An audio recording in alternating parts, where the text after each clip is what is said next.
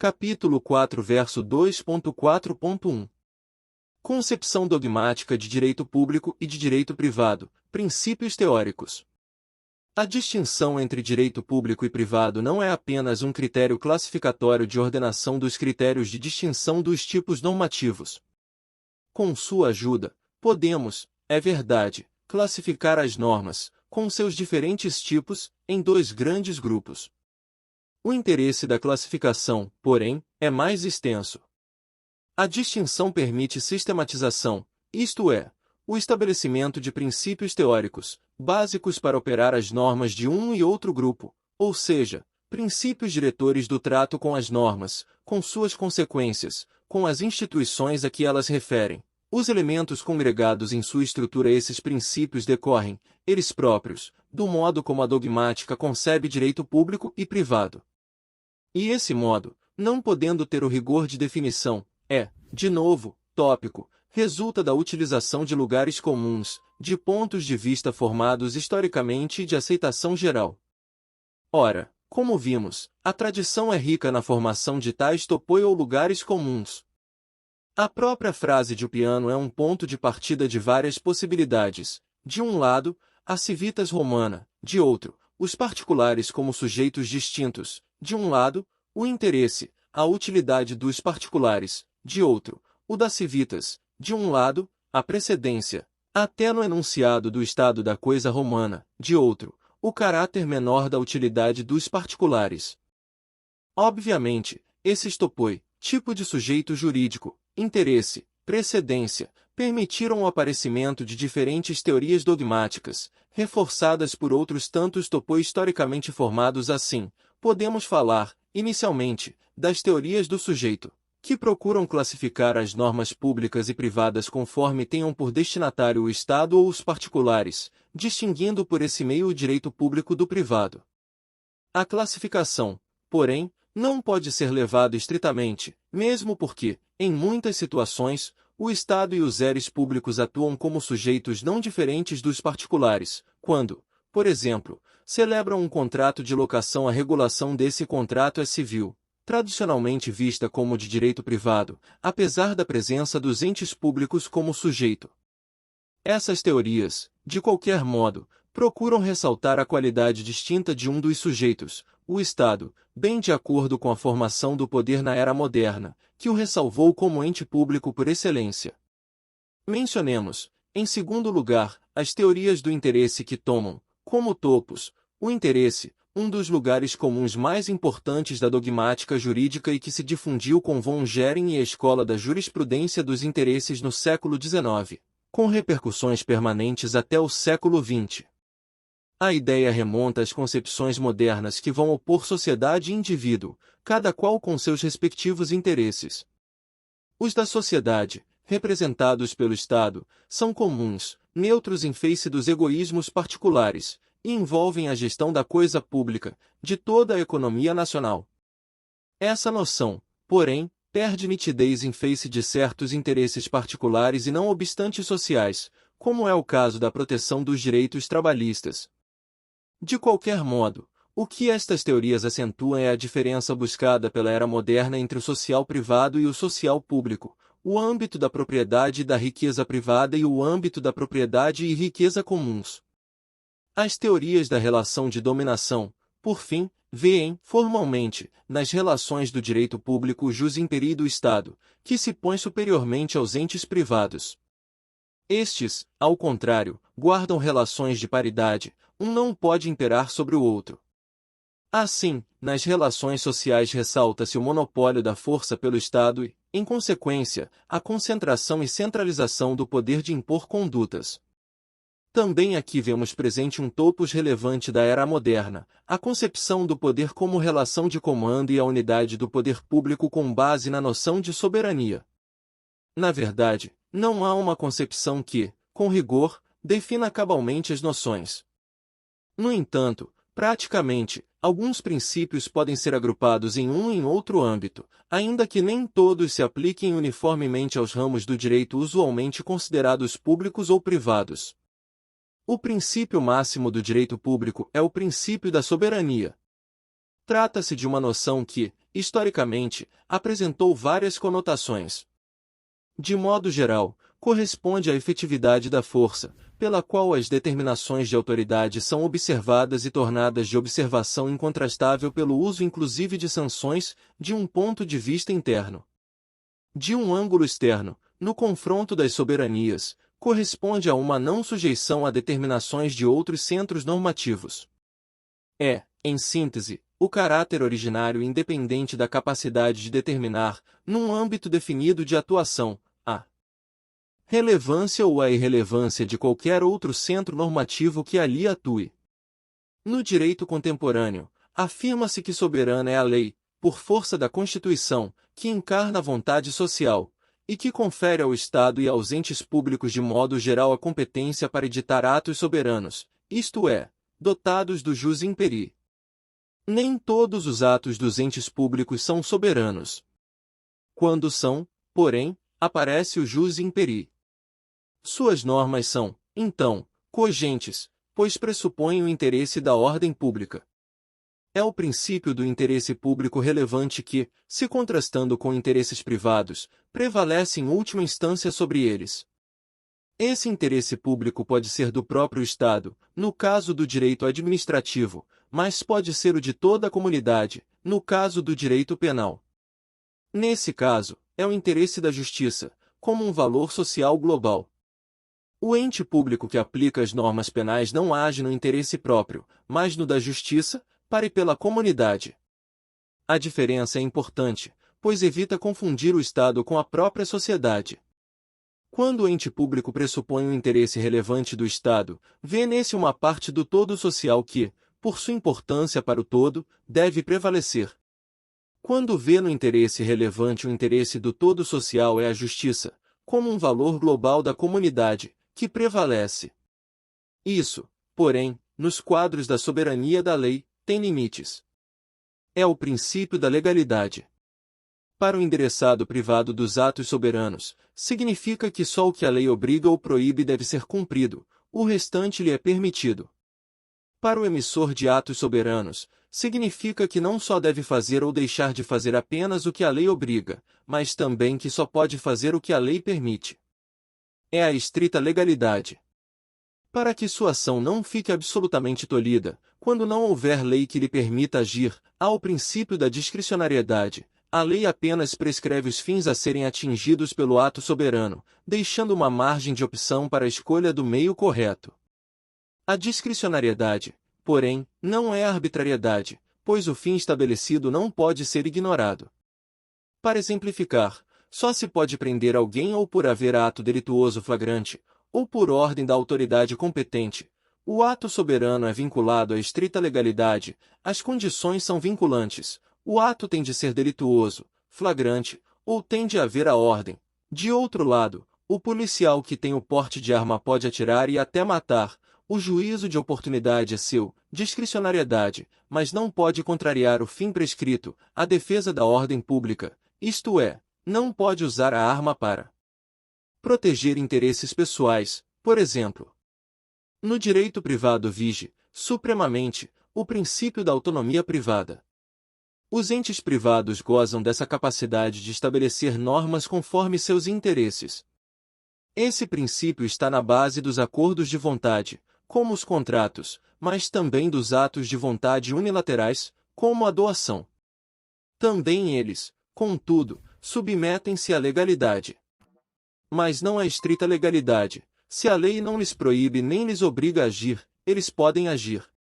Há, contudo, outros princípios que limitam essa permissão, como o da boa-fé, que protege a confiança e exige a lealdade nos negócios jurídicos.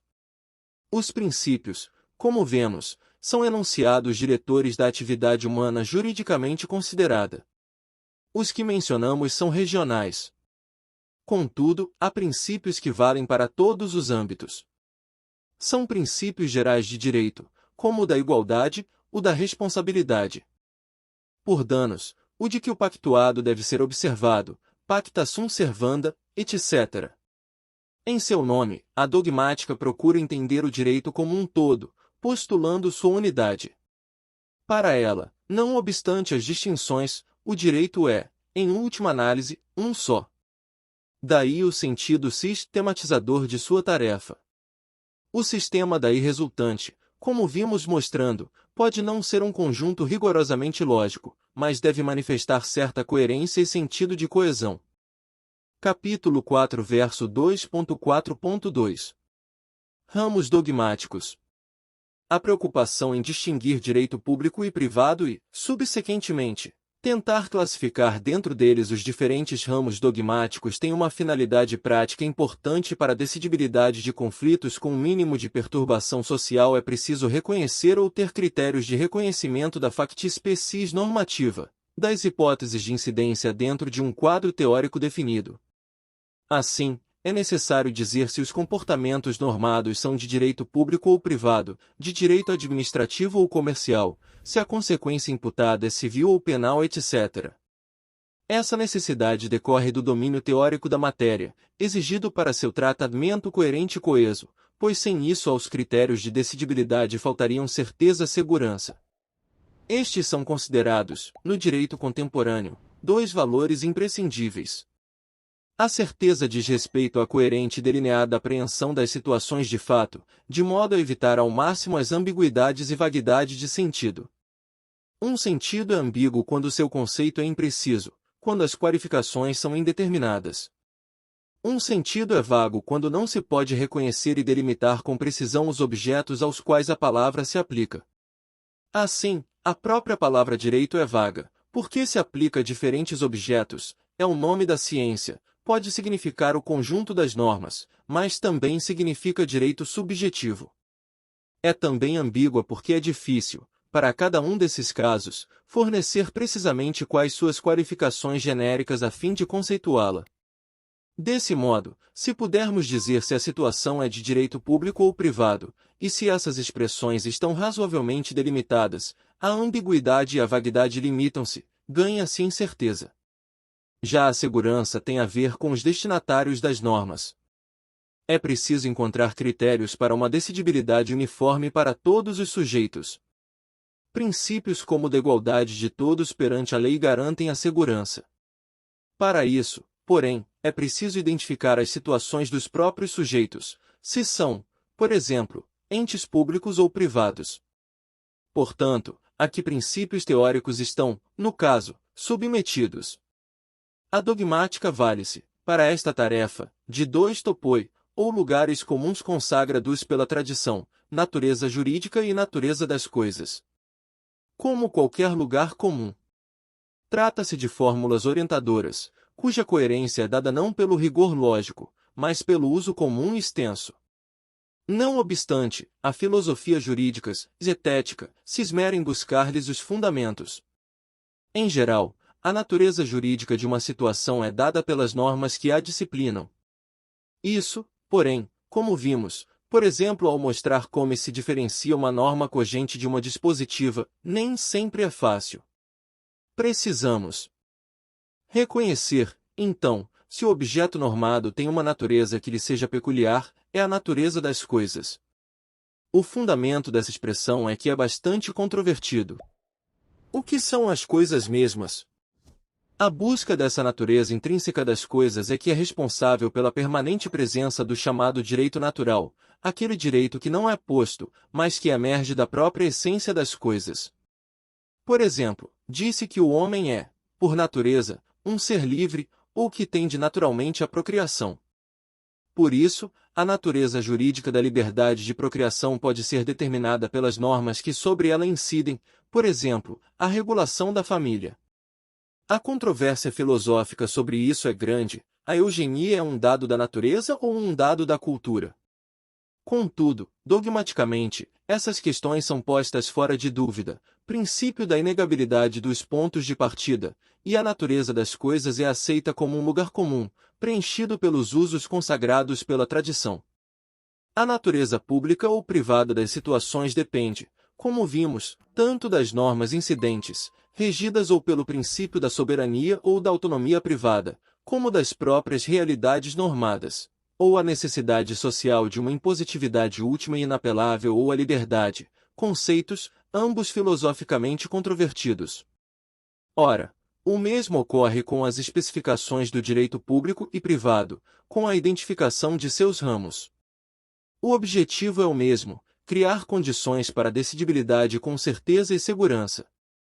Como o Estado, na forma como conhecemos, o Estado organismo burocrático, é um fenômeno recente, da era moderna, e a distinção entre direito público e privado só se aperfeiçoou em seus intuitos práticos mais recentemente. A grande gama de fenômenos jurídicos que nos veio da antiguidade era, já pelo volume, muito mais de direito privado. Por isso, o direito público tende a ser conceituado, inicialmente, mais de forma negativa, sendo público aquilo que não seja privado. Para isso, contribuiu ainda o conceito minimalista de Estado, do liberalismo, e a consequente relevância da liberdade privada, do livre comércio. De um modo ou de outro, porém, se aceitamos o lugar comum de nossa cultura, de que em todo o sistema jurídico bem desenvolvido tem de existir uma organização da autoridade pública, com o fito de estabelecer e aplicar o direito de forma compulsória e, em consequência, haver normas que regulem o procedimento a ser seguido na administração de justiça para todos, essa organização torna-se um bom ponto de partida para distinguirem-se os ramos do direito público. Autoridade significa aqui competência como função social. Trata-se de uma competência conferida para a proteção de interesses comuns da comunidade. Esse objetivo social, interesse público, manifesta-se por restrições ao exercício da competência e a seu conteúdo. Quanto ao exercício, os atos submetem-se à legalidade e à estrita legalidade. Quanto ao conteúdo, a competência é soberana, isto é, confere o poder de obrigar os outros mesmo sem seu consentimento. Por isso, a competência pública, no direito contemporâneo, configura um encargo, um munus publicum e é exercida por um papel social institucionalizado, o órgão. O direito público congrega, assim, normas de competência orgânica e normas de conduta com elas conectadas, isto é, relativas a seu exercício. Assim compreendido, no direito público dos modernos Estados democráticos distinguem-se três categorias básicas de competência orgânica, para os atos legislativos, administrativos e judiciais. Desse modo, poderíamos enquadrar nesse âmbito, como ramos do direito público, inicialmente o direito constitucional, o direito administrativo, o direito tributário, o direito financeiro. O primeiro porque define, embora não somente, os grandes delineamentos orgânicos do Estado, discrimina-lhe as competências, estabelece-se, e os limites em última instância. As normas constitucionais têm, em geral, a natureza jurídica de normas públicas, desde que se entendam as regras da Constituição sobre os direitos fundamentais da pessoa, as de proteção à família, a atividade econômica privada como limites ao exercício e ao conteúdo das competências orgânicas do Estado.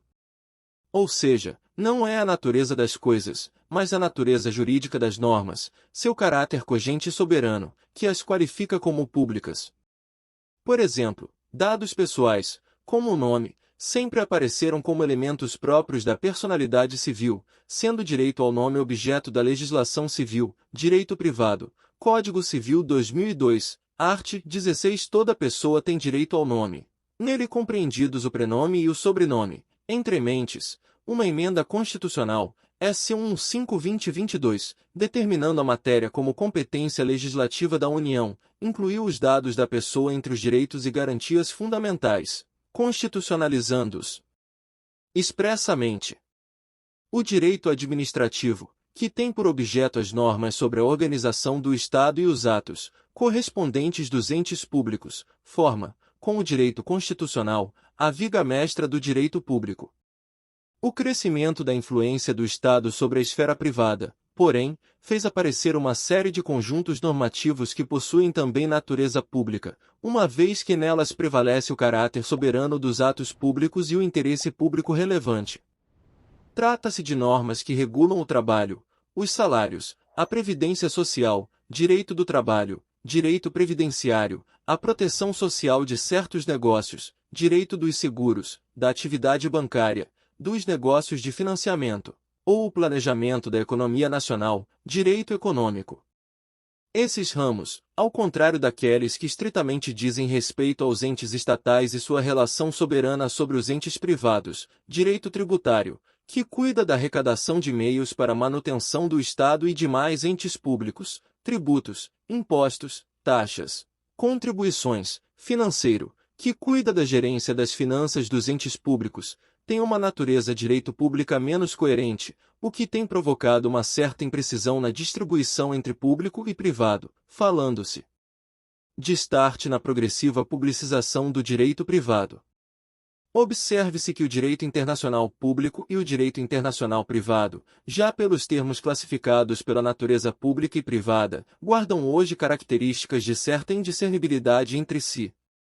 O direito internacional privado, antes apenas um ramo dico que continha as regras sobre os conflitos de normas de diferentes sistemas estatais, por exemplo, sobre o Estatuto Civil de brasileiros e estrangeiros e seus filhos quando se casam no Brasil ou no exterior, cuida hoje de obrigações, contratos e apela para tratados, convenções internacionais tanto quanto o direito internacional público.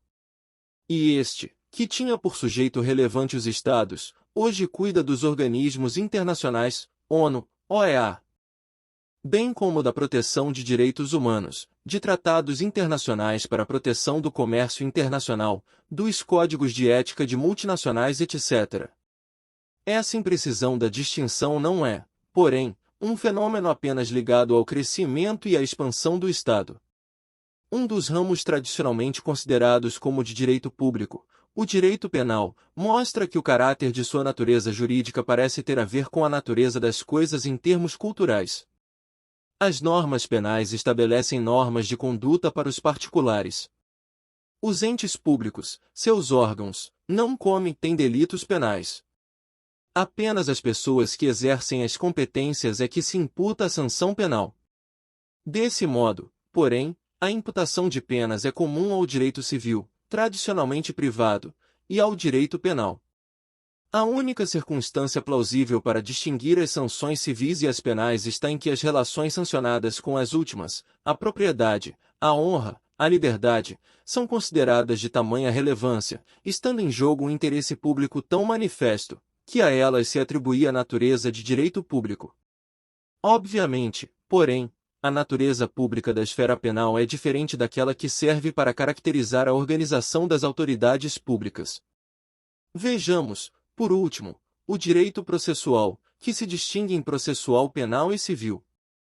Trata-se, pela tradição, de um direito público.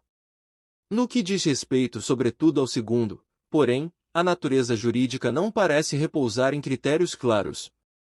Salvo a parte relativa à organização dos tribunais e das competências, há setores, como o referente às provas, que não se diferenciam nitidamente do que se considera direito privado. De modo geral, o que induz a dogmática a tratá-los como ramos públicos é a confusa noção de que por suas normas se estabelece uma relação com o Estado e seu monopólio para o estabelecimento das sentenças e de sua execução. As normas processuais operam conjuntamente com as que estabelecem as relações jurídicas subjacentes. Por isso, existe uma antiga distinção entre direito adjetivo e direito substantivo. Este rege condutas, tipificando-as como condição necessária, embora não suficiente, para a imputação de sanções. Aquele rege o direito de agir processualmente. A noção de adjetivo, porém, não é rigorosa, posto que o direito de ação não depende, isto é, não adere adjetivamente ao direito substantivo, por exemplo, o direito de propriedade, a obrigação de pagar, pois, como na lide processual, a existência das relações ditas substantivas é que tem de ser demonstrada, o direito de ação tem também algo de substancial. A distinção, por isso, tende a cair em desuso. Não obstante as dificuldades, a distinção entre direito público e privado subsiste como instrumento tópico de sistematização, bem como as classificações de seus ramos. Pelos efeitos jurídicos, sua operacionalidade não pode ser desprezada. Dizer se uma norma, e a situação normada, é pública ou privada é importante para determinar os efeitos apropriados e quais os princípios que os regem sistematicamente. Também é importante qualificá-las pelos ramos. O direito civil, tradicionalmente o ramo mais importante do direito privado, no qual a autonomia privada domina principalmente, distingue-se do direito comercial, considerado um direito especial, porque diz respeito a normas referentes ao comerciante e aos atos do comércio. É relevante saber. Capítulo 4, verso 2.5. Direito objetivo e direito subjetivo, origens da dicotomia. A segunda grande dicotomia de que devemos tratar é entre direito objetivo e subjetivo, e a distinção parece exigida pela ambiguidade da palavra direito, o que já foi discutido anteriormente. A dicotomia pretende realçar que o direito é um fenômeno objetivo, que não pertence a ninguém socialmente, que é um dado cultural, composto de normas, instituições, mas que, de outro lado, é também um fenômeno subjetivo, visto que faz, dos sujeitos, titulares de poderes, obrigações, faculdades, estabelecendo entre eles relações. Assim, quando falamos no direito das sucessões, significamos algo objetivo. Quando mencionamos o direito à sucessão de um herdeiro, mencionamos algo que lhe pertence. Para clarificar, lembramos que o inglês tem duas palavras diferentes para enunciar os dois termos: law, direito objetivo, e right, direito subjetivo. As origens da dicotomia são modernas. Os romanos, pelo menos no sentido técnico de expressão, não conheceram o que hoje chamamos de direito subjetivo, confronte com o Código de 1969. Havia, é verdade, no jus romano algo que não se confundia com a lex, que os juristas medievais iriam expressar em termos de facultas agendi e norma agendi, a faculdade de agir e a norma de agir, termos estes que perseveram, até hoje. Nas origens remotas, o direito subjetivo tem a ver com a noção de privilegium, direitos especiais que se conferiam, na Idade Média, ao status de cada categoria social, confronte com Weber, 1976-397.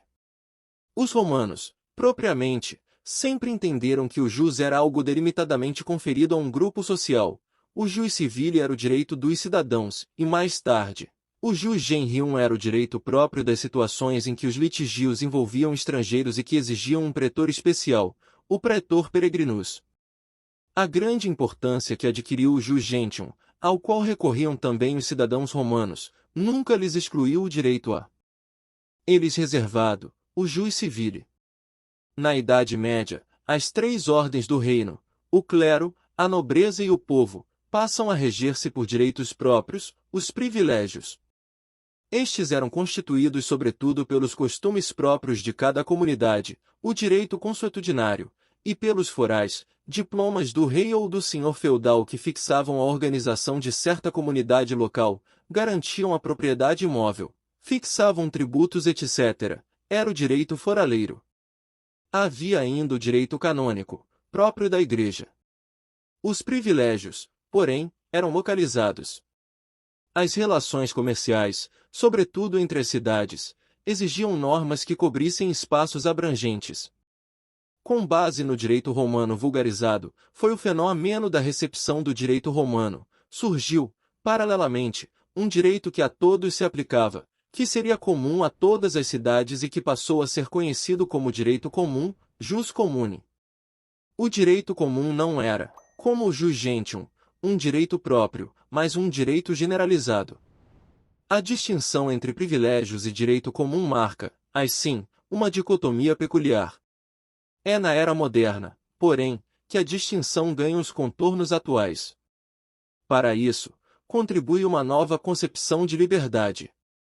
Para os antigos, a liberdade era um status libertatis, em oposição a status servitutis. Não se tratava de uma qualidade interna da vontade individual, algo que se experimentava em solidão, mas uma qualificação pública do agir político. Era a qualidade própria do agir político dos iguais, dos cidadãos, que os habilitava a agir politicamente no governo dos negócios públicos.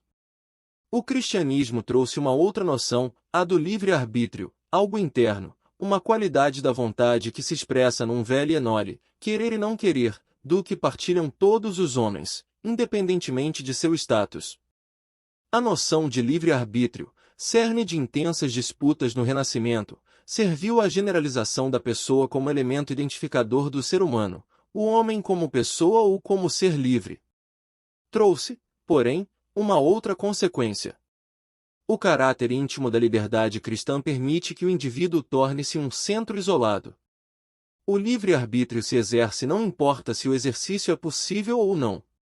Ou seja, é admissível querer e não poder, mesmo numa prisão, o homem conserva sua vontade livre. Contudo, querer algo e não poder, isto é, se o livre-arbítrio não puder exteriorizar-se publicamente, significa que as condições de liberdade estão restritas.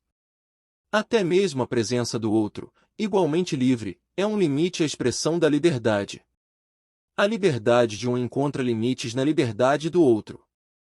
O lado público do livre-arbítrio permite, assim, a compreensão da liberdade como não impedimento. É o conceito negativo de liberdade. O homem é livre à medida que pode expandir o que quer. Essa noção torna-se crucial para o capitalismo nascente, para a liberdade de mercado.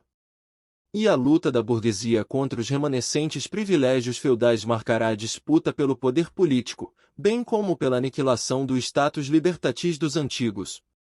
Este, porém, não desaparece. Transforma-se, graças à sua generalização.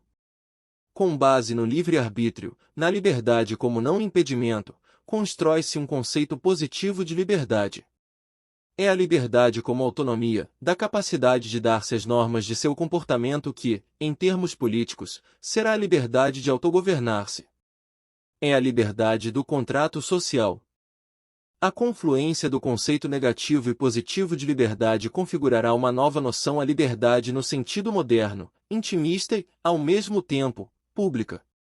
Ela servirá à defesa da propriedade privada identificada com a riqueza, à defesa da economia de mercado livre e à concepção do Estado como um guardião, ameaçador, das liberdades fundamentais garantidas por um documento, a Constituição. É com base nessa liberdade, que funciona como limite à atividade legiferante do Estado, que irá configurar-se a noção de direito subjetivo em oposição ao direito objetivo. Capítulo 4, verso 2.5.1. Concepção dogmática de direito objetivo e subjetivo, fundamentos. Os juristas dogmáticos, desde o século XIX, esmeram-se em fornecer os fundamentos para uma caracterização plausível da dicotomia. O direito objetivo, encarado como um conjunto de normas da mais variada espécie, constitui um dado objetivo. A questão em torno da qual se empenham é saber se o direito subjetivo constitui também um dado por si ou se, ao contrário, é engendrado pelo próprio direito objetivo. A ideia de liberdade, de que falamos, é um elemento precioso para dizer que o direito subjetivo constitui uma realidade por si, o direito objetivo apenas a reconhece e lhe dá as condições de exercício. Se não, vejamos. Como na noção de liberdade está imanente a ideia de livre-arbítrio, a vontade livre parece ser, inicialmente, um fundamento plausível para o direito subjetivo como uma realidade por si. Forma-se a teoria da vontade, Winscheid, 1906, 156. O direito subjetivo é o poder ou domínio da vontade livre do homem, que o ordenamento protege e confere. Que é, porém, essa vontade livre juridicamente protegida que aparece, por exemplo, quando se diz que o proprietário tem o direito, subjetivo, de alienar sua coisa. De início, a vontade livre é um dado existencial, pode ser constatado, mas não pode ser demonstrado. Faz parte da essência humana esse poder de optar. O homem age e a causa de sua ação é sua vontade livre. Nisso o homem é diferente dos animais, regidos por instintos. A vontade livre é, assim, condição da responsabilidade. Só o homem é responsável, moral e juridicamente. A vontade humana, porém, pode estar sujeita a coações. Quando a coação é irresistível, a vontade não atua livremente. E a dogmática é obrigada, porém, a generalizar essa observação. Existem, pois, situações em que, não obstante sua essência livre, a vontade não poderia ser reconhecida como base de um direito: os mentalmente enfermos, os loucos, as crianças. Pressupõe-se, na verdade, um tipo médio de ser humano, o homem adulto, senhor de seus atos, consciente racionalmente do que faz. Mas, assim, a teoria da vontade deixa de explicar que também loucos ou crianças têm um direito subjetivo. Afinal, mesmo sem corresponder ao tipo médio, o louco ou a criança têm direitos à herança, à propriedade. Ora, dizer que, nesses casos, sua base ainda é a vontade livre é apelar para uma ficção que não cobre, corretamente, o âmbito do direito subjetivo. Para obviar tais objeções, seria necessário repensar o fundamento do direito subjetivo. Direito subjetivo não teria por base a vontade, mas a possibilidade de fazer a garantia da ordem jurídica tornar efetiva a proteção do direito. Tom. 1878, 147. Trata-se da teoria da garantia, que busca o fundamento do direito subjetivo na garantia judiciária das relações jurídicas. Supomos aqui que todo impedimento que, derivando da liberdade, torne impossível a coexistência das liberdades, deve ser removido pela força ou faculdade de coagir. A essa faculdade se vincula o direito. Ora, o direito subjetivo nada mais é do que essa garantia conferida pelo direito objetivo, a qual se invoca quando a liberdade é violada. Essa teoria, porém, ao salvar o direito subjetivo das objeções mencionadas, afinal, mesmo à criança ou ao louco se confere a garantia de invocar a proteção da legislação, se sua liberdade é violada, acaba por eliminá-lo como realidade por si, pois ele passa a confundir-se com a proteção da liberdade, conferida pelo direito objetivo. Ou ainda, o direito subjetivo deixa de ser algo próprio, posto que a garantia invocada, por exemplo, quando alguém usurpa a propriedade, decorre afinal da obrigação, estabelecida pelo direito objetivo, e não de alguma faculdade subsistente por si. Outra concepção nos traz von Gering, 1964, 60 a teoria do interesse. O convívio humano revela conflitos de interesses. Alguns destes tornam-se juridicamente protegidos pelo ordenamento. O interesse juridicamente protegido constitui o direito subjetivo. A teoria cobre os casos em que as outras tinham dificuldade. Loucos, crianças e nascituros têm interesses que antecedem ao próprio ordenamento, o qual, para permitir a convivência da liberdade de um com a de outro, os harmoniza. Em geral, o interesse, por exemplo, do credor em receber seu crédito, está protegido em face da obrigação do devedor de pagar. A concepção, no entanto, é demasiado privatista, isto é, vê o problema apenas do ângulo do direito privado em que rege o princípio da autonomia da vontade. Como fica, por exemplo, a situação do direito penal, em que o Estado pune o comportamento do delinquente? Se atribuirmos a toda a comunidade um interesse que é protegido em face do ato delituoso, a palavra interesse tem aqui um outro sentido, posto que não se trata de proteger um interesse, o da comunidade, contra outro interesse, o do delinquente, como é o caso do credor e do devedor. A dogmática não confere nem pode conferir ao interesse do criminoso nenhuma qualidade jurídica. Falar de um interesse ao crime que se contrapõe ao interesse da comunidade é torcer o sentido das palavras. Ademais, mesmo o interesse da comunidade, ainda que protegido, não dá margem para se falar em direito subjetivo no mesmo sentido que se fala em direito subjetivo do credor, salvo em termos de uma imprecisa metáfora. Além disso, a expressão direito subjetivo deve cobrir situações, como a dos direitos políticos, que não se enquadram também na concepção privatista de um Gering.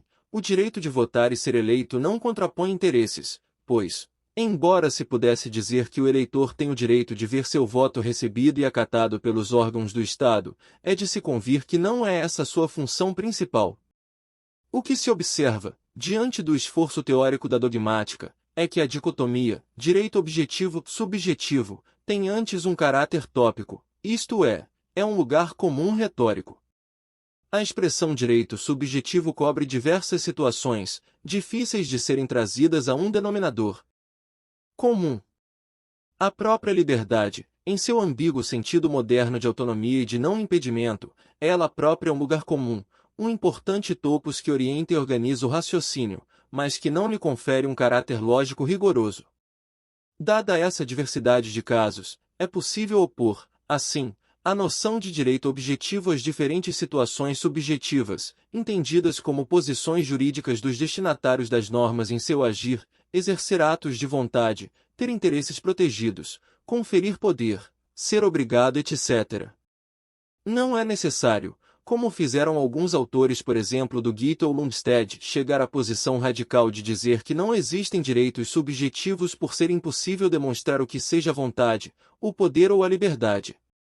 Esses autores confundem o ponto de vista sociológico, estético, com o jurídico, dogmático, e acabam por ignorar as vantagens práticas, tópica, dos conceitos. O que é preciso é analisar os diferentes usos dogmáticos da expressão, verificando as diversas situações ali imbricadas. Capítulo 4, verso 2.5.2. Uso dogmático da expressão direito subjetivo, situações típicas e atípicas, direitos reais e pessoais, estrutura do direito subjetivo e outras classificações. Em primeiro lugar, é preciso ter em mente que a expressão não foi criada pelos juristas conforme um programa teórico racional, mas herdada por eles, correspondendo a ideias geralmente aceitas. Como essas ideias, por exemplo, a de que a propriedade constitui um direito subjetivo, são comunicadas pela linguagem natural, trazem a carga de uma ilusão linguística, a de que todas as palavras designam coisas, objetos empiricamente identificáveis como substâncias. Basta, porém, um mínimo de reflexão para ver-se que essa ilusão não pode servir de base para a conceituação rigorosa de direito subjetiva. Alf Royce, 1970, conta-nos o interessante caso de seus filhos que, sendo pequenos, disputavam entre si as flores do jardim da casa. O pai, cioso de sua jardinagem, dividiu os canteiros entre eles, dizendo, porém, que não poderiam mexer, regar, adubar a terra ou colher as flores, a não ser que ele o autorizasse. Não obstante, cada qual era proprietário de um canteiro. As crianças protestaram. Apesar disso, o pai estava, desse modo, a lhes garantir o que juridicamente se chama de a nua propriedade, o puro direito subjetivo. O protesto das crianças, porém, mostra que esse direito não designa nenhuma substância no sentido empírico da palavra. Mostra, por outro lado, o uso dogmático da expressão. Rosa assinala que sua função primeira é a de um instrumento teórico que permite apresentar situações reguladas por normas de forma operacional. Assim, quando dizemos que um indivíduo tem legitimamente o direito sobre uma propriedade, significamos que é um fato condicionante de uma série de consequências, tudo regulado na forma de normas. Assim, possuir como algo seu uma casa significa que a situação está regulada por normas que protegem o uso e o gozo do objeto, que obrigam ao pagamento de tributos, que autorizam o recurso aos tribunais em caso de turbação, que exigem registro em órgãos públicos, etc. Quando esse indivíduo vende sua propriedade e transfere seu direito, todas aquelas normas passam a incidir sobre a situação de outro indivíduo. Assim, a expressão transferir o direito de propriedade funciona como uma espécie de abreviatura teórica que evita o trabalho insano de descrever todas as normas incidentes sobre a situação. A palavra direito subjetivo é, assim, uma ferramenta técnica, que funciona, praticamente, também como meio de argumentação junto aos tribunais. Quem sustenta que a propriedade foi transferida e que a sentença deve condenar o vendedor a entregá-la ao comprador, na verdade está sustentando que houve um contrato válido que regulou a transferência de um objeto sobre o qual incidem as seguintes normas: A, B, C, D, X. A impressão que se tem é de que o conceito está descrevendo fatos, o indivíduo tem a propriedade do imóvel. A ilusão se desfaz, porém, quando pensamos na nua propriedade. A função do conceito é permitir ao jurista operar relações, ao apresentar sinteticamente imensos conjuntos normativos, todas as normas incidentes sobre fulano e sua propriedade, pela compra e venda, passam a incidir sobre Cicrano e a propriedade agora dele. É nessa função operativa que percebemos o uso dogmático do conceito. Em primeiro lugar, a expressão tem uma carga valorativa positiva. Direito subjetivo significa que a situação jurídica é considerada da perspectiva de um sujeito a quem ela favorece. Em segundo lugar, geralmente essa situação favorável surge em face de normas que restringem o comportamento dos outros. Daí a usual correlação entre direito, de um, e dever, do outro, bem como a ideia de que a liberdade é um privilégio a que se contrapõe uma restrição à liberdade dos demais. Em terceiro lugar, o uso do conceito pressupõe a possibilidade de fazer valer sua situação em face de outros, ou seja, implica faculdade ou poder e ainda a afirmação autônoma do indivíduo. Note-se que faculdade ou poder não designam coisas, substâncias, mas relações ou modo de operar relações. Ter poder significa que os outros se comportam perante a mim de modo submisso. Ter faculdade significa que tenho condições de provocar certos comportamentos dos outros. Desse uso inicial, porém, não podemos fazer uma generalização. Esta nos levaria ao engano de pensar que a dogmática só usa o conceito de direito subjetivo como uma entidade indivisível e simples, que existem sujeitos específicos que são necessariamente seres humanos ou organização de seres humanos. Há, por exemplo, casos em que o beneficiário, o favorecido, é um, mas o que exerce as faculdades é outro, caso da propriedade de um menor e o seu tutor legal.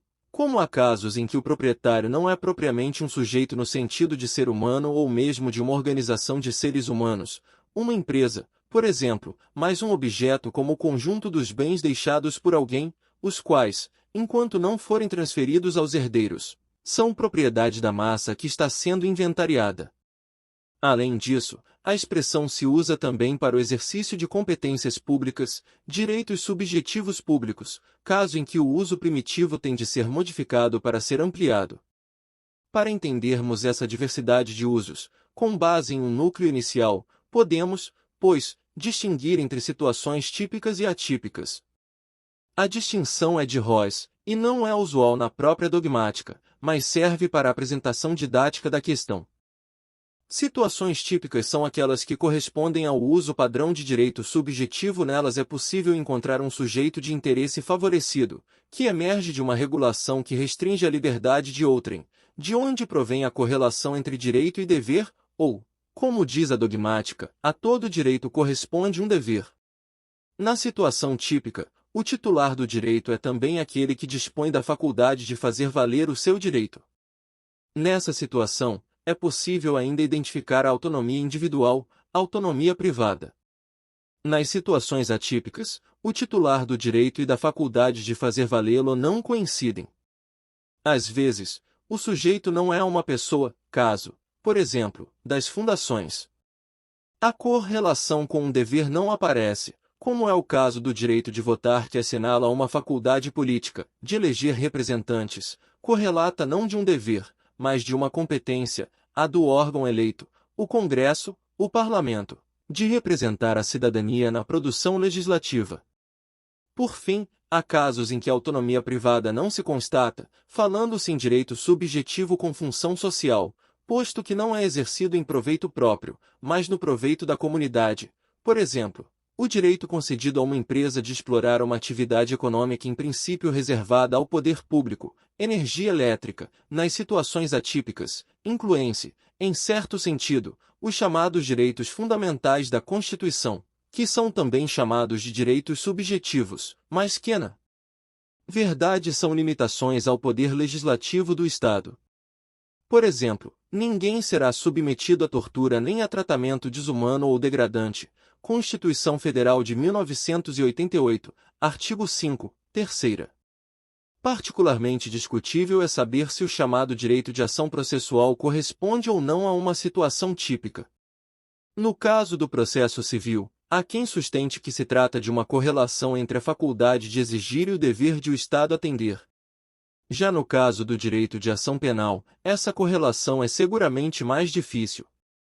Ademais, o titular da ação, o Ministério Público, não é o sujeito do interesse, e mesmo essa figura é difícil de ser identificada, posto que, na relação penal, não é a vítima, mas toda a comunidade que é o titular do interesse, havendo quem sustente que o interesse protegido é do próprio Estado. Finalmente, há casos em que a situação parece típica, mas a dogmática não fala em direito subjetivo.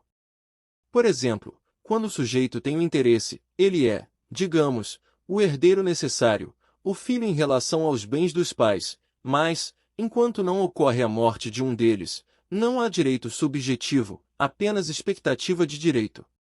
No âmbito das situações típicas, há uma distinção dogmática que remonta à antiguidade, em sua terminologia, e que, por sua permanente importância, merece menção: direitos in rem e direitos in personam ou direitos reais e direitos pessoais.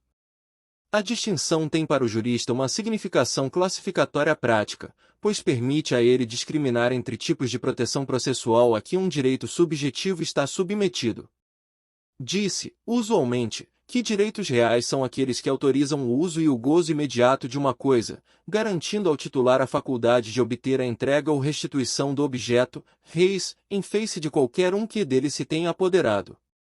Trata-se, pois, de um direito sobre uma coisa erga omnes, isto é, em face de qualquer um ou perante todos. Indeterminadamente. O exemplo padrão de direito real é o direito de propriedade, são também direitos reais o usufruto, a hipoteca etc. Já os direitos pessoais são usualmente entendidos como uma faculdade atribuída ao titular em relação a uma pessoa, a fim de que ésta realize um ato ou uma omissão, garantidos por uma pretensão em face de alguém determinado, o devedor. Na verdade, pode-se dizer, em síntese, que direitos reais correspondem à faculdade de dispor, de usar e gozar uma coisa, direitos pessoais correspondem a uma pretensão em face de uma pessoa.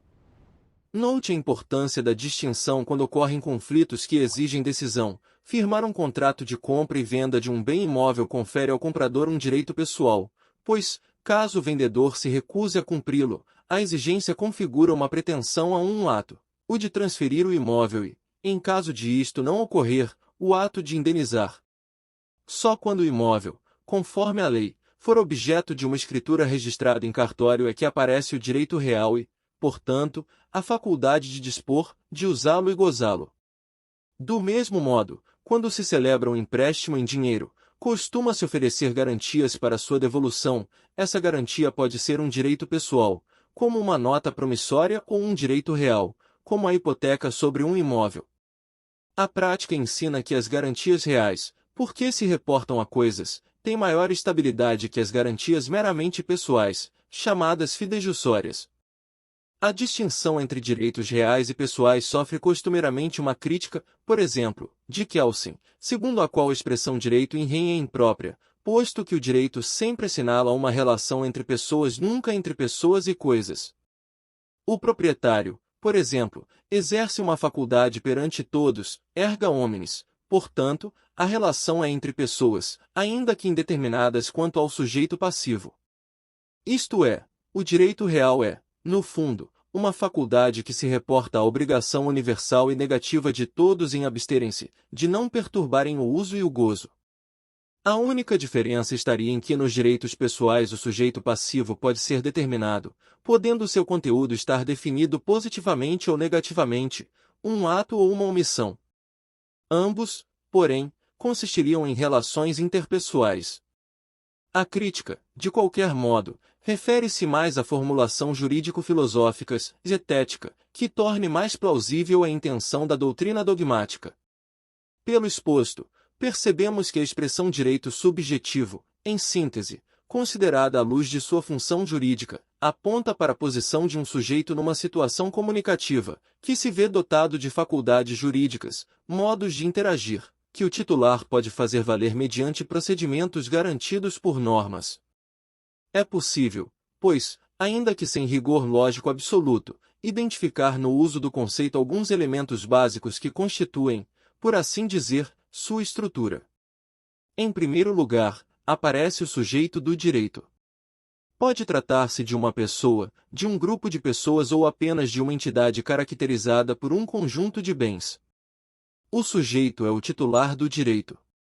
Em segundo lugar, podemos falar do conteúdo do direito. Generalizando, trata-se da faculdade específica de constranger o outro, no caso dos direitos pessoais, ou de dispor, gozare. Usar a coisa, sem turbação de terceiros, no caso dos direitos reais. Distinguimos, em terceiro lugar, o objeto do direito. Em princípio, trata-se do bem protegido. No caso dos direitos reais, é a res, que necessariamente não é uma coisa física, como no direito do autor à obra. No caso dos direitos pessoais, a noção de objeto aplica-se com dificuldade, salvo se pensarmos aqui na noção de interesse protegido. Por fim, mencionemos a proteção do direito, isto é, a possibilidade de fazer valer o direito por meio da ação processual correspondente. É com base nesses elementos, ora presentes, ora ausentes, e com manifestações distintas, que se classificam os direitos subjetivos. A distinção entre reais e pessoais é uma delas. Contudo, há também outras, mencionadas anteriormente, como direitos subjetivos privados e públicos, classificação que leva em conta a qualidade do sujeito, de direito público ou privado, o tipo de relação que se estabelece entre o sujeito titular e o sujeito passivo, conteúdo, eventualmente o objeto, isto é, o interesse protegido, público ou privado, em termos de sua função ou social ou egoísta, que mencionamos anteriormente. Por fim, mas sem esgotar as classificações, alguns direitos são eminentemente potestativos, envolvem basicamente um poder de agir, como é o direito de ação processual, outros assinalam uma disposição, são marcadamente dispositivos, pois qualificam um titular e o interesse protegido, como são os direitos, cuja proteção se encontra, então, no direito de ação.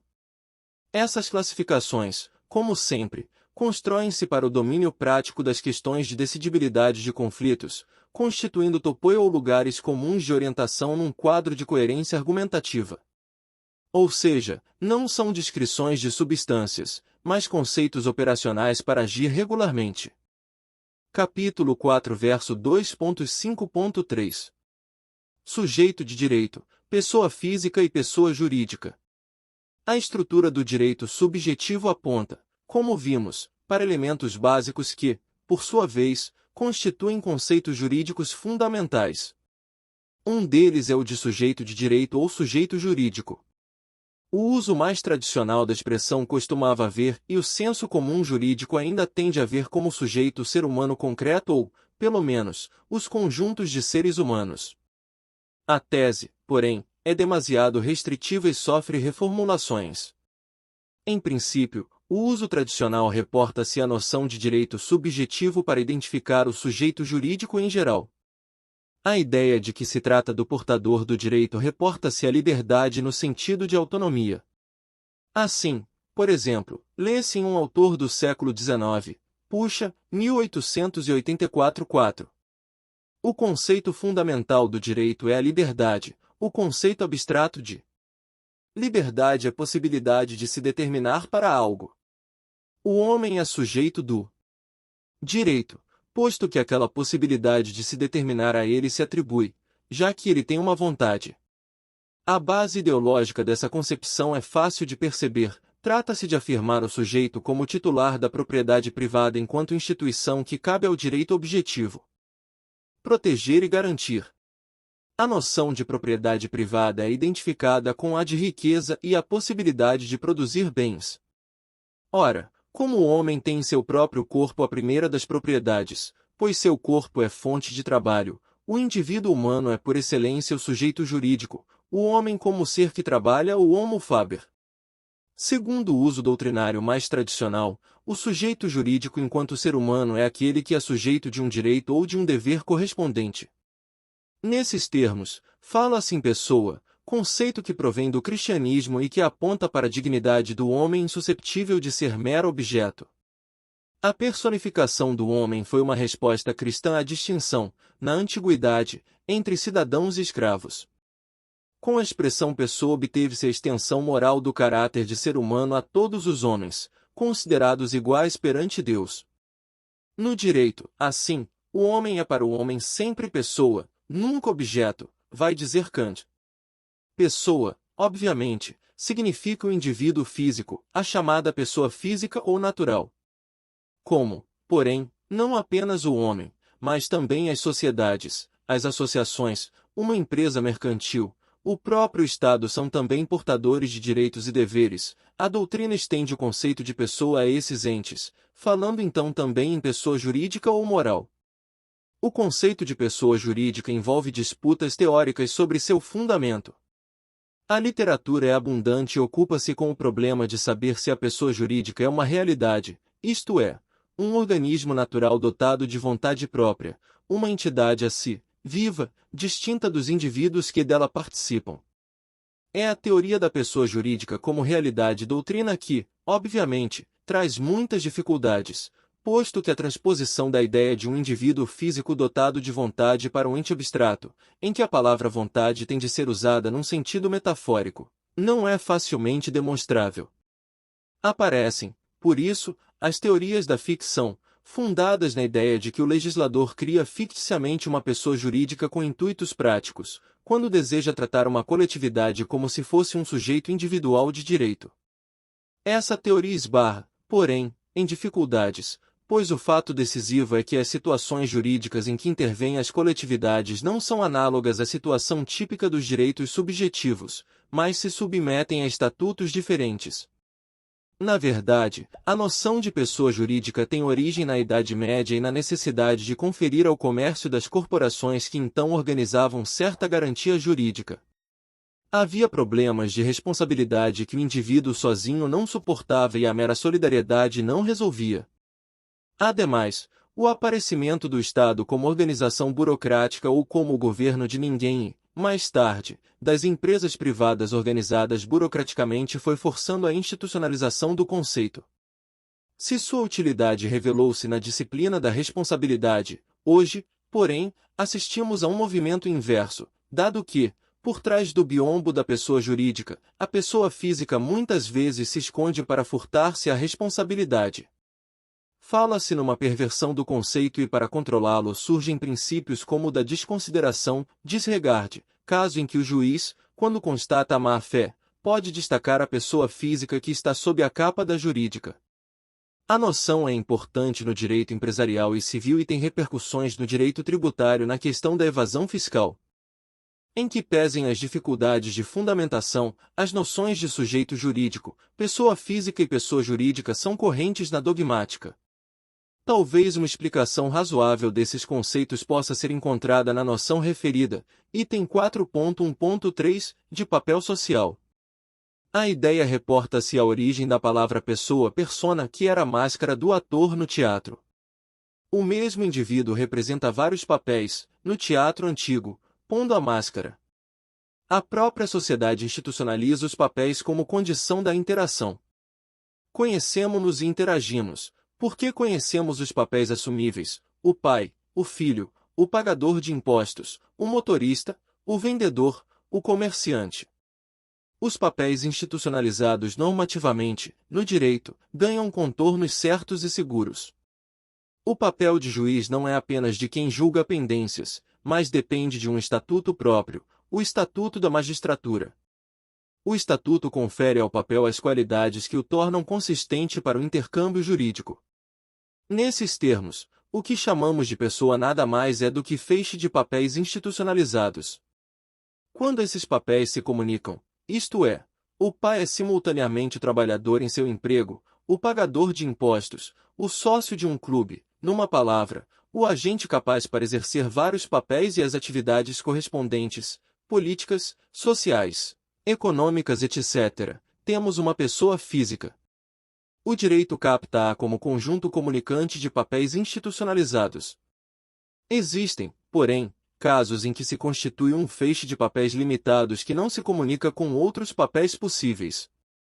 A própria ordem jurídica encarrega-se, então, de isolá-los e integrá-los num sistema dentro do qual adquirem sentido.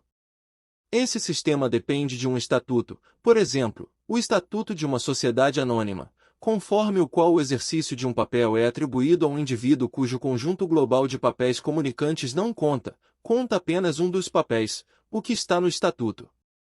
Por exemplo, o de diretor-presidente da empresa.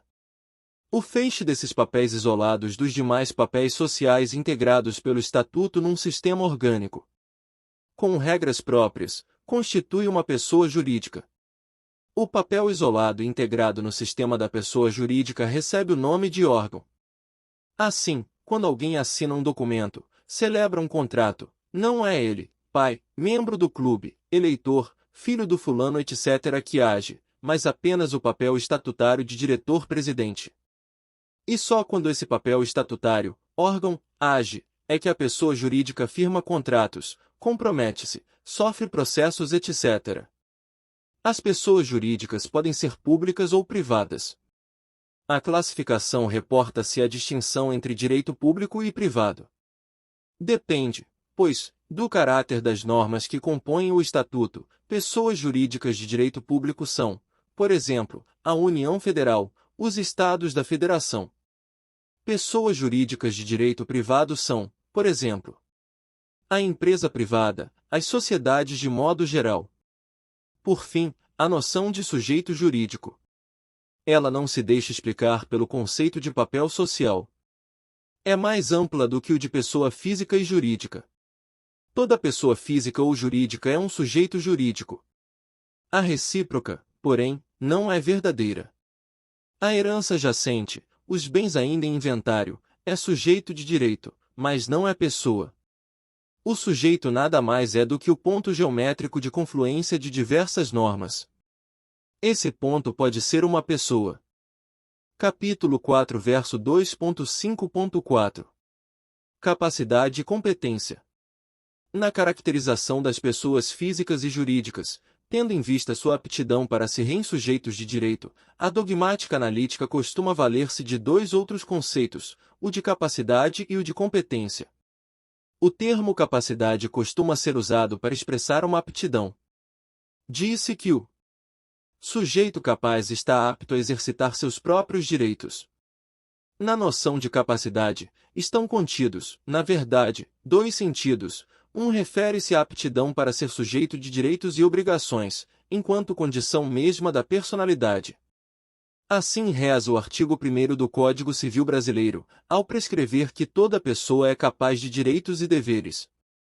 É o que se chama também de capacidade jurídica. No direito moderno e nas sociedades democráticas, essa capacidade, ou direito à personalidade, é reconhecida a todos os seres humanos. O outro sentido refere-se à aptidão para agir. Fala-se em capacidade de ação. Neste segundo sentido, a capacidade conhece graus, admitindo-se distinções entre plenamente capazes e absolutamente e relativamente incapazes.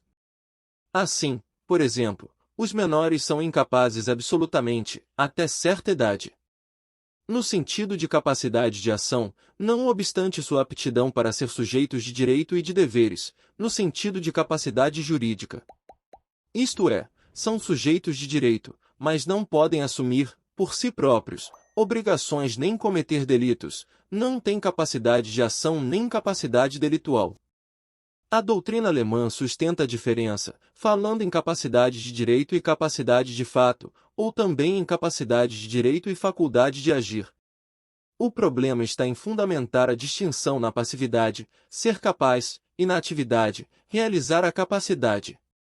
Por isso, na doutrina brasileira, prefere-se o uso da expressão personalidade para indicar a condição humana de ser sujeito de direitos e deveres e capacidade, para significar o exercício de direitos e deveres. A distinção, de qualquer modo, parece confusa e tem sido objeto de críticas.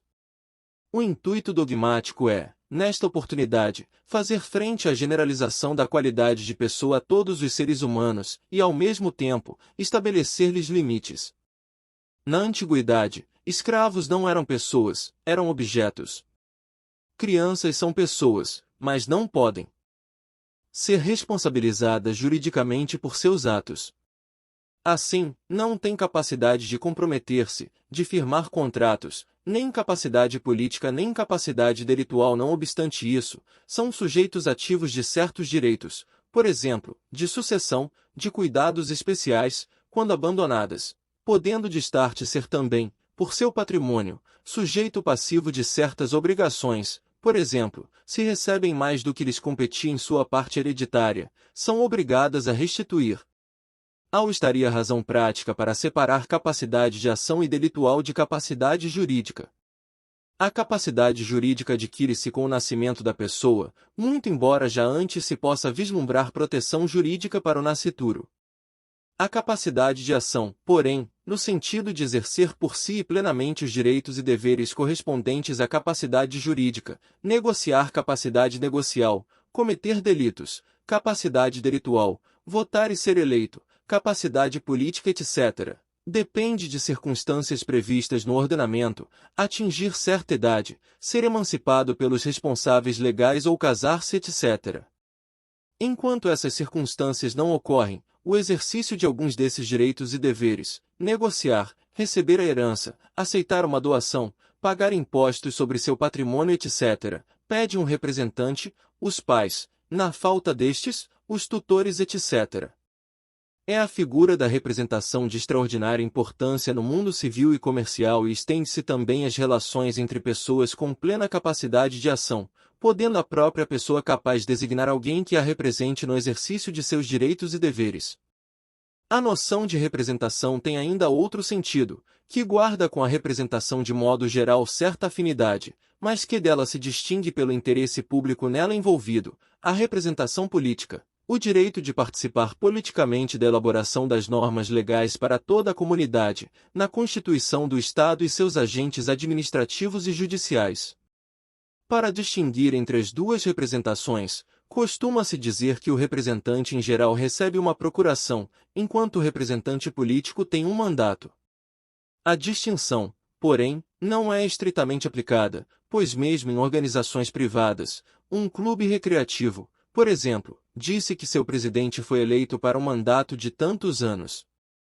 É a ambiguidade da palavra política, que se aplica tanto para o autogoverno da comunidade em geral, mas também para organizações menores.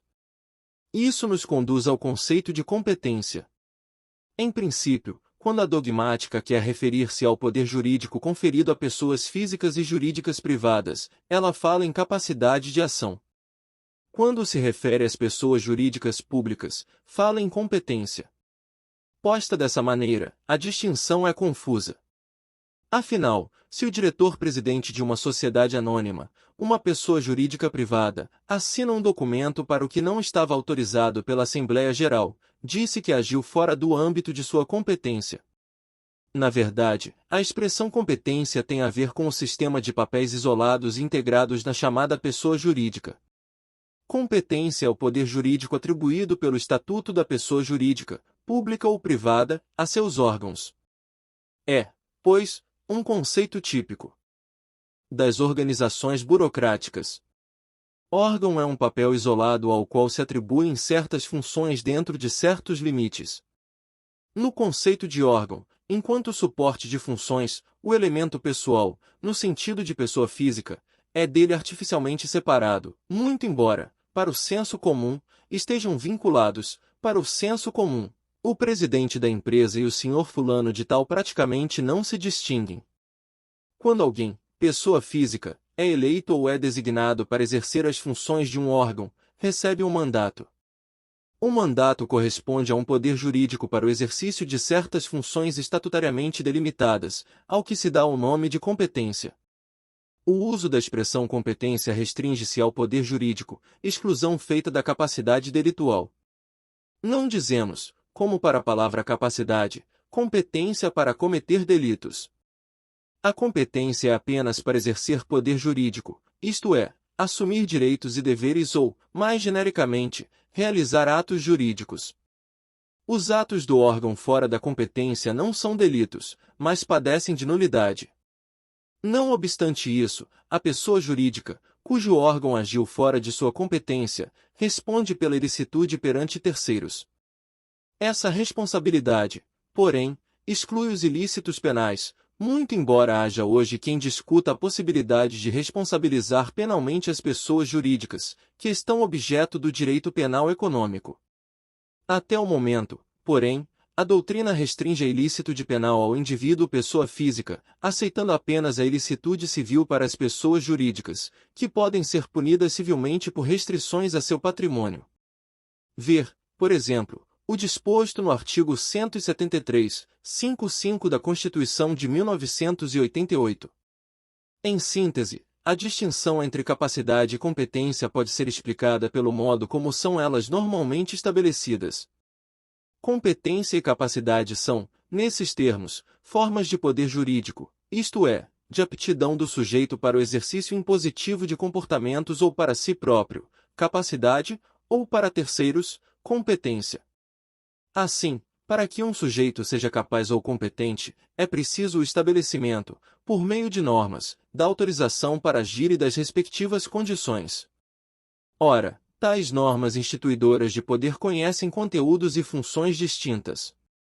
Assim, aquelas cujo conteúdo é o estabelecimento de um poder que chamamos de autonomia privada e cuja função é capacitar o sujeito a dar forma às suas relações jurídicas, de acordo com seus próprios interesses, nos marcos da ordem jurídica, instituem o que se chama de capacidade. Ou seja, a capacidade enquanto poder de autovincular-se é poder não qualificado, qualquer pessoa o tem, autônomo, é usado para obrigar a própria pessoa, é discricionário, exerce-se livremente, e é transferível, pode ser transmitido a outro sujeito. De outro lado, temos as normas instituidoras de poder, cujo conteúdo é o estabelecimento do que se pode chamar de poder heterônomo e cuja função é capacitar o sujeito a dar forma a relações jurídicas de terceiros. Tais normas instituem o que então se chama competência. Ou seja, a competência enquanto poder de impor vinculações a terceiros é poder qualificado, conferido apenas a certos sujeitos, é poder que se exerce não para si próprio, mas para outro. Heteronomia é poder vinculado a certas condições, não se exerce livremente, e não é transferível, não pode ser transmitido, mas apenas delegado. Isto é, quem delega uma competência não a perde. Capítulo 4, verso 2.5.5 Dever e responsabilidade. Esse problema nos conduz à questão da responsabilidade, à sua conceituação dogmática, bem como às noções de obrigação, de dever jurídico e da própria ilicitude. Hart, 1961 2.77, faz observar que a ideia de obrigação é central para a ciência do direito, visto que a vinculação que se estabelece para as condutas humanas é um fator estrutural essencial para a concepção do fenômeno jurídico. Onde há direito, law, diz ele, a conduta humana torna-se de algum modo, não opcional, obrigatória. Nota, no entanto, uma ambiguidade no uso comum do termo. Há, assim, diferença entre a asserção, alguém está obrigado a fazer alguma coisa e alguém tem a obrigação de fazê-lo. O senso comum é capaz de perceber que a primeira asserção é uma proposição sobre crenças e motivos com os quais uma ação é feita. Já a segunda prescinde, de certo modo, desse dado psicológico, posto que ter uma obrigação é algo que possui uma permanência ainda que o sujeito não creia ou se sinta motivado a agir. Assim, por exemplo, quando um assaltante diz ao caixa do banco que lhe entregue o dinheiro sob ameaça de matá-lo, o senso comum dirá que o caixa está obrigado a atender à exigência do assaltante, mas não diz que tem a obrigação de fazê-lo. Por outro lado, entre as expressões obrigação e responsabilidade há algumas diferenças peculiares no uso linguístico. Assim, é possível dizer que a sentinela tem a obrigação de bater continência para o oficial, mas não se diz que ele tem a responsabilidade de fazê-lo. Em outro caso, podemos dizer que o médico é responsável pela saúde do paciente, mas não dizemos que ele tem uma obrigação pela saúde de um comandante de um navio que, sobrevindo uma tempestade, vê perder-se a mercadoria que lhe foi confiada, disse que tinha a obrigação de entregá-la, mas que não teve responsabilidade pela perda. Essas diferenças de uso que o senso comum percebe repercutem no mundo jurídico. Assim, ao conceituar obrigação, a dogmática vê-se às voltas com os dois sentidos supramencionados, estar obrigado e ter a obrigação, e se pergunta, inicialmente, pelo fundamento do vínculo obrigacional. Para expressar a obrigação como um vínculo, aparece, então, a palavra dever com toda a sua carga ideológica, ou em termos de uma força moral como a que nos liga às promessas que fazemos ou de uma aprovação social. Toda obrigação envolve assim um vínculo, expressão de um dever. Ou ainda, o dever expressa, na obrigação, essa força vinculante que nos faz estar ligados. A ideia de dever atua assim como um motivo para o comportamento lícito que se cumpre, primariamente. Não por temor de sanções, mas por respeito desinteressado ao direito. Por outro lado, percebe-se que a obrigação de reparar danos nem sempre pressupõe um dever na forma mencionada. Assim, se alguém promete cumprir algo impossível, mas que ignorava, sobrevindo daí prejuízos, dir-se-á, mesmo que a ignorância fosse excusável, que a pessoa tem a obrigação de reparar os prejuízos, ainda que não tivesse havido a transgressão de um dever. A carga ideológica que expressões como dever e obrigação trazem torna, de um difícil para a dogmática trabalhar com elas, mas, de outro, impossível delas desvencilhar-se. Alguns positivistas, como Kelsen, buscam uma noção neutra de obrigação. A ideia de sanção desempenha aí uma função importante. Como para ele toda norma imputa uma sanção a uma conduta, ao fazê-lo, qualifica a conduta. Assim, a conduta ilícita é a que constitui condição para que se provoque a sanção. A contrário sensu, a conduta obrigada, o dever, nada mais é do que a conduta que é a condição para que se evite a sanção. Como, porém, nem sempre o sujeito do dever, aquele que, por sua conduta, pode provocar ou evitar a sanção, é o sancionado, pode acontecer que o sujeito do dever de conduzir corretamente um automóvel transfira a responsabilidade, em caso de acidente, pelo pagamento dos danos a uma seguradora, que Kelsen distingue, nas obrigações, entre dever e responsabilidade. Dever refere-se à conduta do sujeito que, por seu comportamento, pode provocar ou evitar a sanção. Responsabilidade refere-se ao objeto da sanção, isto é, a quem suporta a sanção.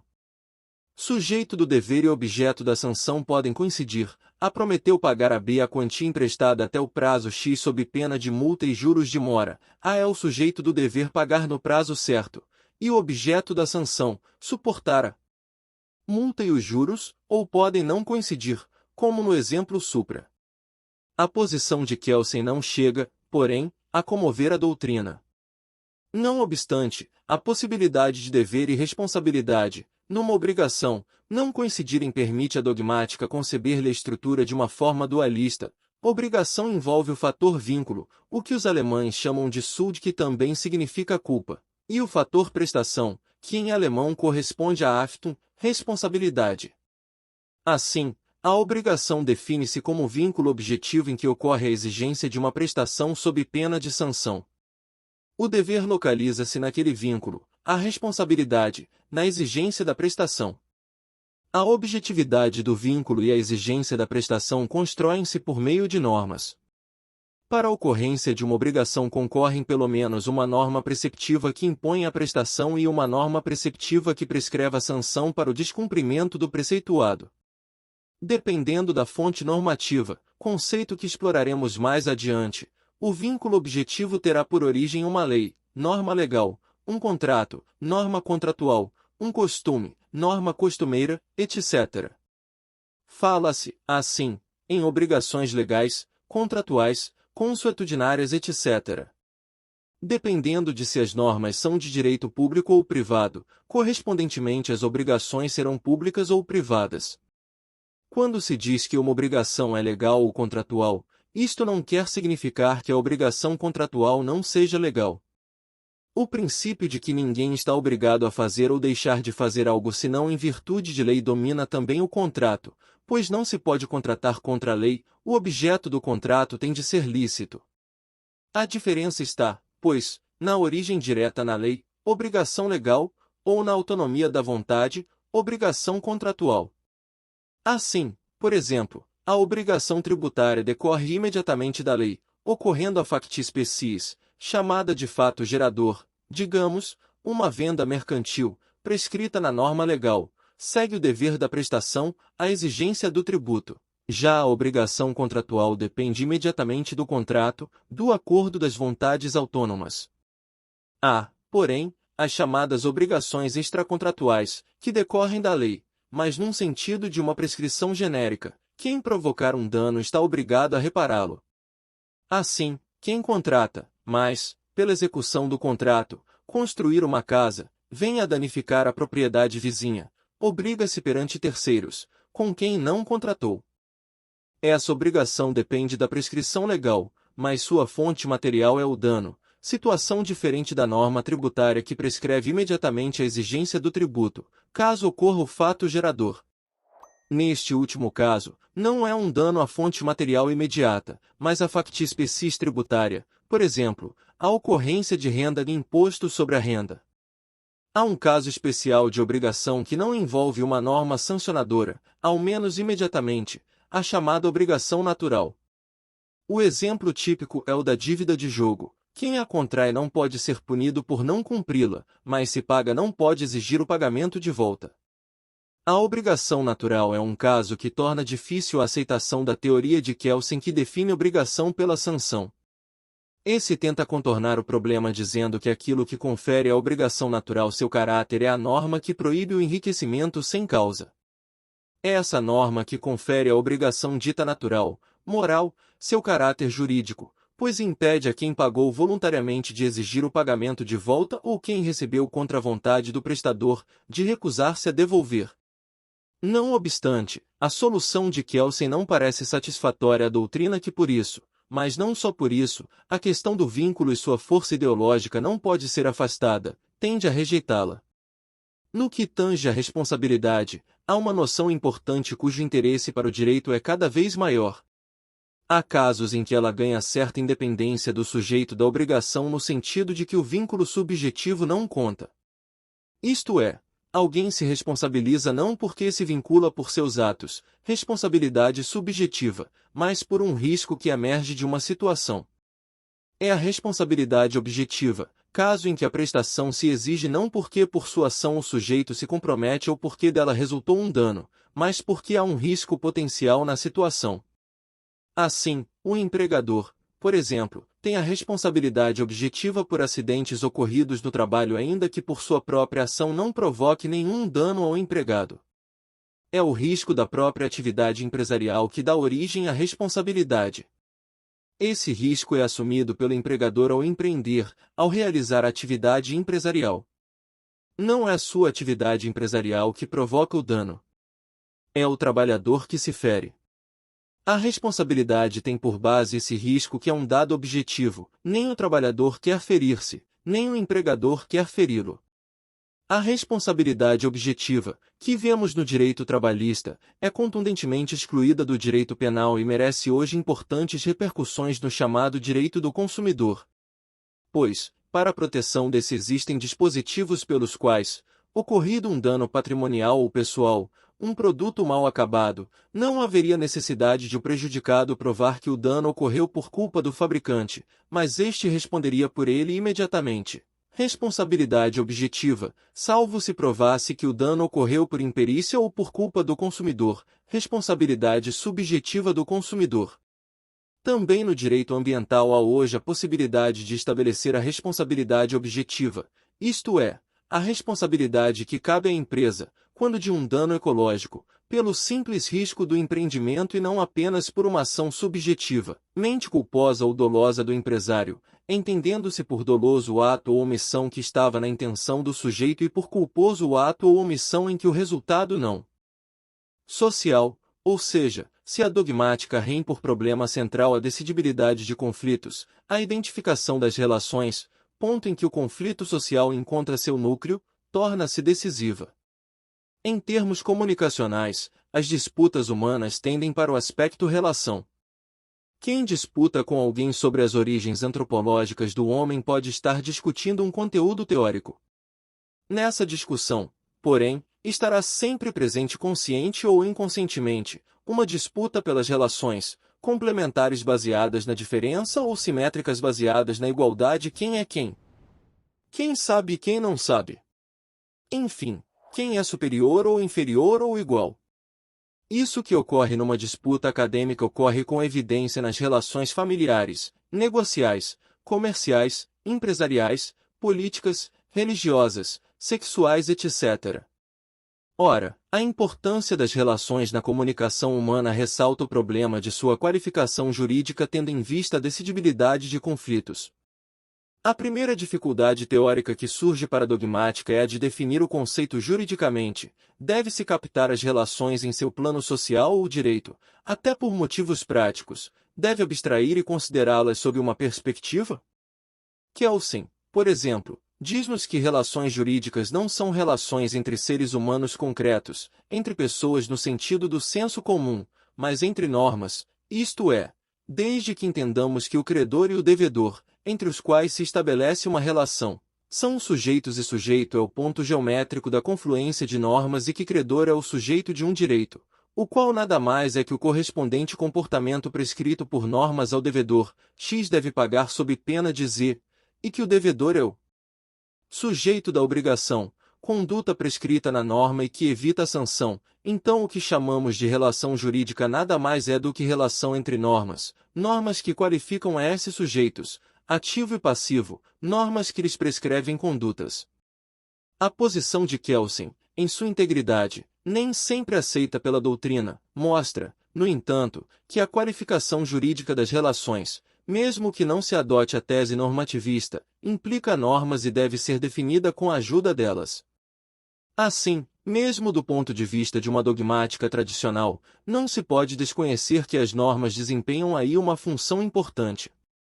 Só que, é preciso acrescentar, as normas jurídicas não constituem prescrições claras e diretas, não usam uma linguagem em que comandos, diretivos, recomendações, interpretações prescritas estejam manifestas, mas são expressões que se reportam a mecanismos que produzem certos efeitos, invisíveis obrigação, direito subjetivo, responsabilidade etc. As normas assim, falam de um mundo ou de uma realidade que parece estar por detrás do mundo social das interações, a realidade das relações jurídicas. O que Kelsen tenta nos dizer, porém, é que essa realidade nada mais é do que o sentido normativo da conduta.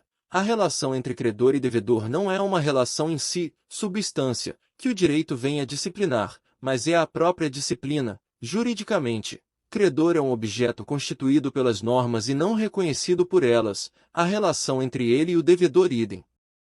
Essa discussão, de ordem zetética, está na base de muitas disputas dogmáticas. O uso dogmático do conceito de relação, porém, porque tem de enfrentar a questão da decidibilidade, pressupõe uma teoria zetética sobre a questão, estabelece-a como princípio inegável de seu raciocínio e opera o direito com base nela.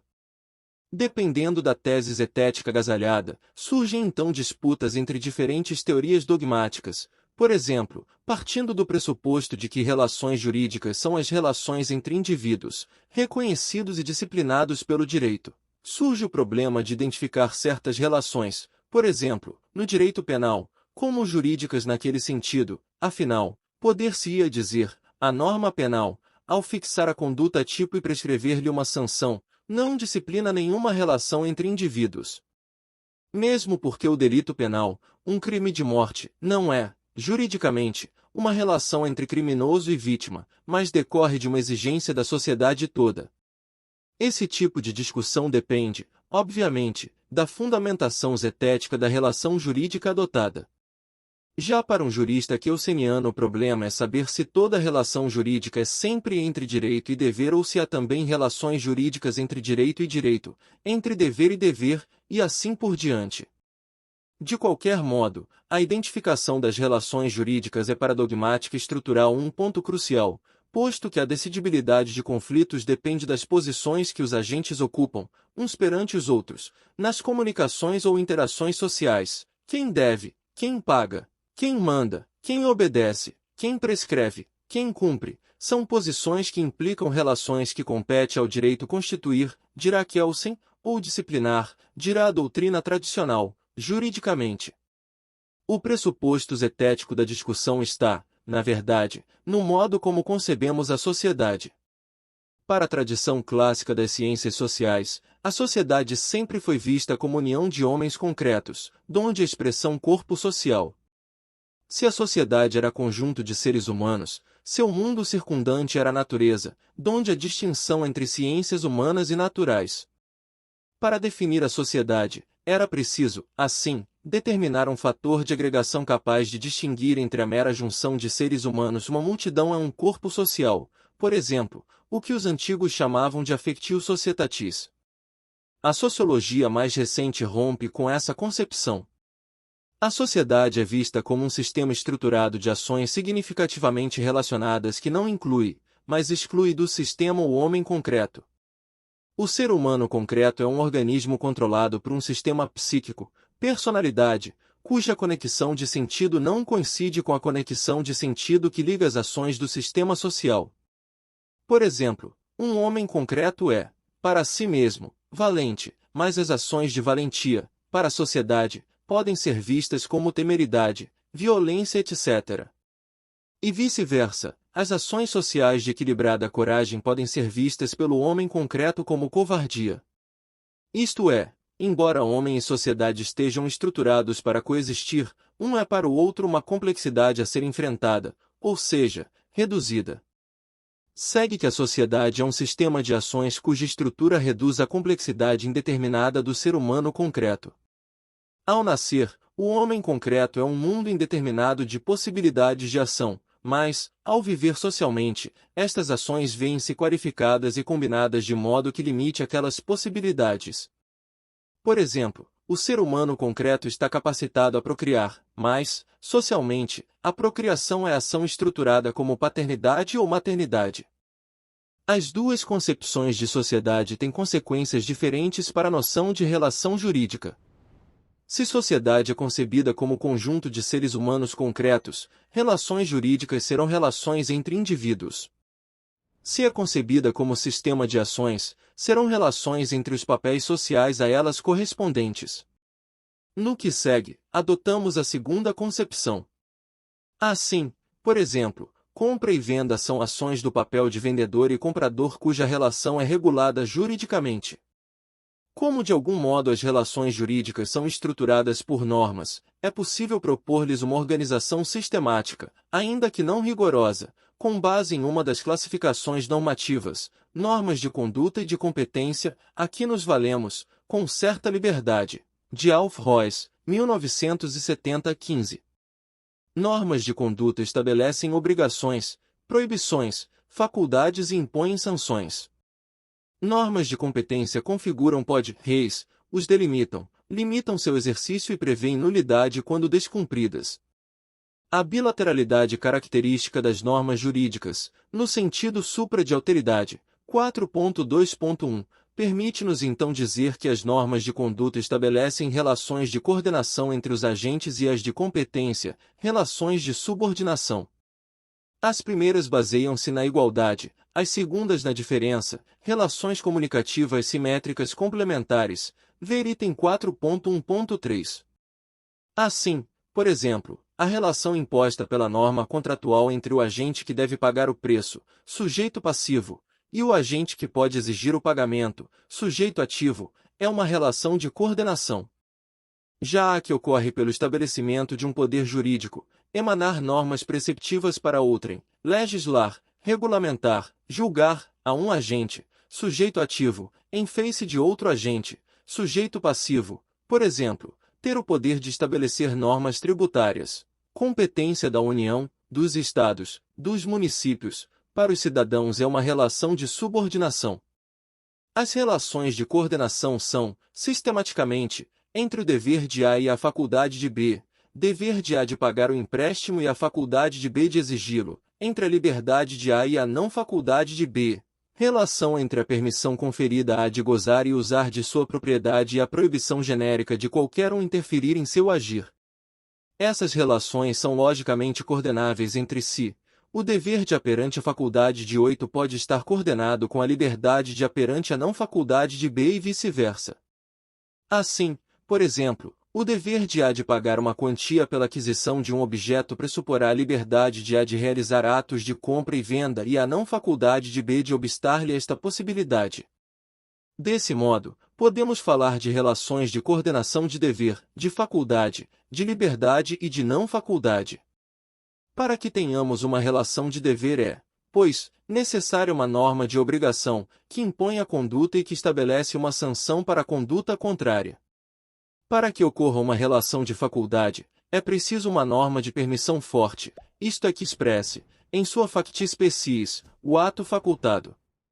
Para que ocorra uma relação de liberdade, é necessária uma permissão fraca, isto é preciso que a conduta não esteja nem proibida, nem seja obrigatória, nem seja expressamente facultada. Para que ocorra não faculdade, é preciso uma norma que expressamente proíba um ato de interferência. Conduta facultada e a conduta livre têm em comum que ambas não estão nem proibidas, nem obrigadas. A diferença está em que a facultada é permitida expressamente e a livre é permitida implicitamente, pela ausência de norma de obrigação ou proibição. Em síntese, nas relações entre o dever de A e a faculdade de B concorrem normas de obrigação e normas de permissão forte, nas relações entre a liberdade de A e a não faculdade de B, Concorre em norma de obrigação, é obrigatória a omissão de interferir ou é proibido interferir, e a ausência de norma. As relações de subordinação são, por sua vez, entre a sujeição de A e a potestade de B, por exemplo, a subordinação de as leis tributárias de B, entre a imunidade de A e a impotência de B, por exemplo, a nulidade do ato de um órgão que imponha condutas fora dos limites em que está autorizado significa para o cidadão uma imunidade e para o órgão uma incompetência. A palavra imunidade, no uso dogmático, tem sentidos técnicos mais específicos, o que leva a doutrina, por exemplo, no direito tributário, a distinguir situações de imunidade, isenção, não incidência, etc. Não discutiremos aqui essas noções, pois extravasam os limites desta introdução.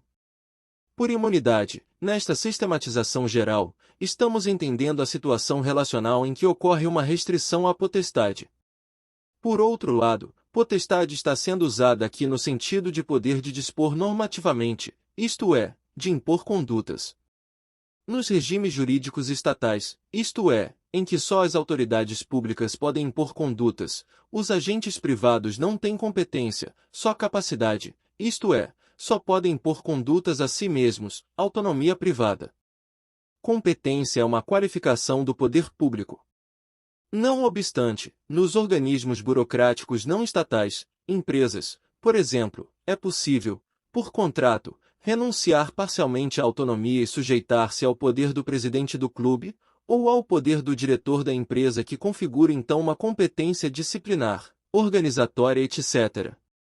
Essas formas de potestade, contudo, subordinam-se, aliás como a dos entes públicos, à soberania da lei. Ninguém pode ser obrigado a fazer ou deixar de fazer alguma coisa senão em virtude de lei. Em suma, podemos falar de 4 relações de subordinação: potestade, imunidade, sujeição, impotência. Para que tenhamos uma relação de potestade, é preciso uma norma de permissão forte, que autorize o ato de editar normas, impondo condutas a outrem. Para que haja uma relação de sujeição, precisamos de uma norma de obrigação que, impositivamente, limite a possibilidade de agir.